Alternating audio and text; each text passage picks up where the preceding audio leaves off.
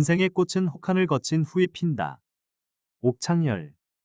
요즘 아이들은 여유로운 환경 속에서 어려움 없이 자라서 그런지 티 없이 밝아서 좋다.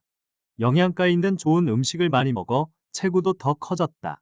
반면에 고생을 적게 해서 그런지 끈기와 근성이 부족하고 차를 많이 타고 적게 걸어서 체력은 오히려 떨어진 듯하다. 저렇게 의지가 약해서야 무슨 일을 할까 걱정스러울 때도 있다. 내 아이들만 그러한가? 하긴 2500년 전에 쓰인 노자 도덕경에도 요즘 아이들은 버릇이 없어서 란 말이 나온다고 하니 어른의 눈에 비친 아이란 의례 그런 것인지. 온실 속에서 자란 꽃보다는 비바람을 맞으며 자란 야생화의 향기가 월등하고 강인한 생명력이 느껴진다. 감귤도 온실 속에서 자란 것보다는 거센 바닷바람을 맞고 자란 것이 맛이 좋고, 고기도 한류와 난류가 교차하는 거센 바다에서 잡힌 녀석이 확실히 맛이 좋다고 한다. 개나리, 진달래, 철쭉, 백합 등은 혹독한 겨울 추위를 겪은 후에라야 개화를 하는데 이를 춘화 현상이라 한다. 예를 들어 개나리를 혹한의 겨울이 없는 호주에다 갖다 심으면 아예 꽃이 피지 않는다.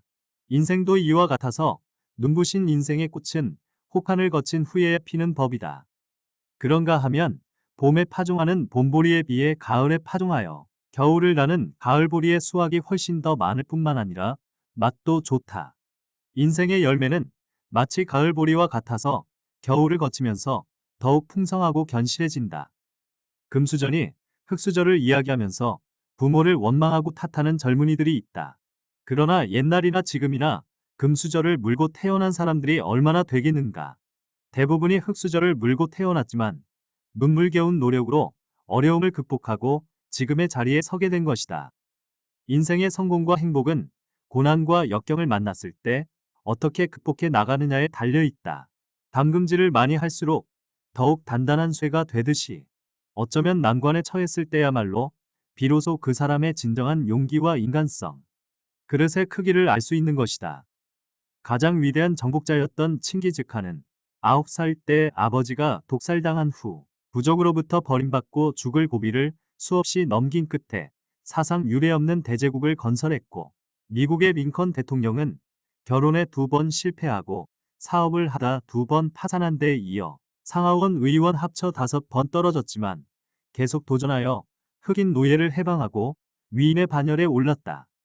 셰익스피어의 버금가는 영국의 시인 밀턴은 경무 탓에 시력을 잃고 시리에 빠졌으나 실명 후에 신라권을 비롯한 만년의 3대작을 내놓았으며, 미국의 단편 소설가 오헨리는 어려서 양친을 잃고 학교 교육도 제대로 받지 못한 데다 공금 유용 혐의로 체포되어 3년간 감옥살이를 한 끝에 인간미 넘치는 수많은 작품을 써서 문학사에 뚜렷한 족적을 남겼다. 프랑스의 극작가 장준해는 매춘부의 아들로 태어나 절도, 남창, 마약, 밀수 등 수많은 범죄를 저질러 감옥을 들락거렸으나 자신이 경험한 암흑 세계를 독특한 문체로 그려낸 극작가로 재탄생했으며, 영국의 동화작가 조앤 롤링은 이혼 후 어린 딸을 데리고 월세방을 전전한 끝에 해리포터 시리즈를 써서 문인으로서는 보기 드문 억만장자가 되어 인생 역전을 이루었다. 이처럼 역경을 성공으로 반전시킨 사례는 무수히 많다.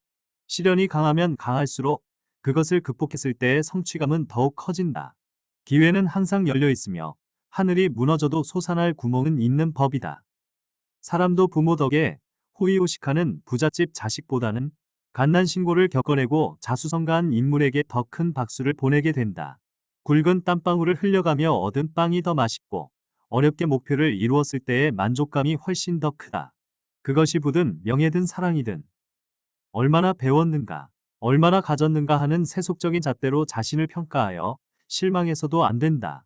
그런 핸디캡을 극복하고 성공한 사람들이 얼마든지 있으며, 행복이란 그 사람의 최후까지 보아야만 알 수 있다는 점을 꼭 우리 아이들에게 들려주고 싶다.